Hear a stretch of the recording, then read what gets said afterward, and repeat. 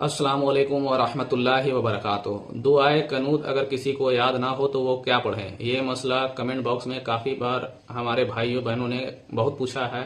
इस सिलसिले में कुछ बातें आपको बताना चाहता हूँ कि पहली चीज तो ये है कि दुआए कुनूत पढ़ना ये सुन्नत है। दुआए कनूत अगर किसी को याद है तो वो दुआए कुनूत ही पढ़े। और जो अगर याद नहीं है तो दुआए कनूत 2-3 दिन, 4 दिन, 5 दिन, 6 दिन में याद हो जाएगी, ऐसी कोई मुश्किल नहीं है। अगर किसी को दुआए कुनूत याद नहीं है तो वित्र पढ़ना तो वाजिब है। अगर दुआए कुनूत किसी को याद नहीं है तो इसकी जगह में क्या पढ़ें, तो इस मसले में समझें कि अगर जो दुआए कुनूत याद नहीं है तो वो दुआए कुनूत याद करें।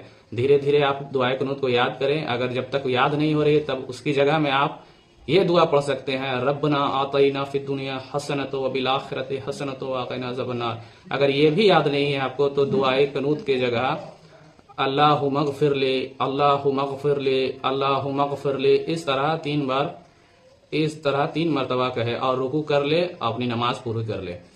अगर ये भी नहीं याद है तो या रब्बी या रब्बी या रब्बी।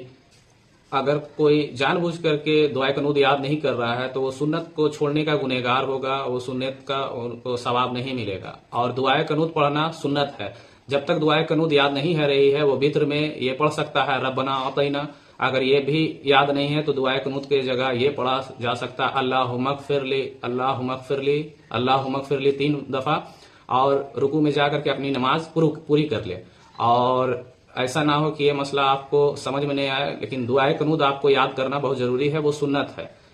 इसी तरीके से आप अपना नमाज को मुकम्मल कर सकते हैं। लेकिन कोशिश कीजिए कि दुआए कनूत आप पढ़ना जो है वो दुआए कनूत के जो अल्फाज हैं वो सुन्नत है, वो बहुत बड़ा सवाब है। और जो दुआए कनूत नहीं पढ़ता है वो सुन्नत के सवाब से बहुत बड़ा सुन्नत जो है उससे महरूम रह जाएगा। और दुआए कनूत याद रखिए। अस्सलाम वालेकुम व रहमतुल्लाहि व बरकातुहू। इस वीडियो को ज्यादा से ज्यादा शेयर कीजिए।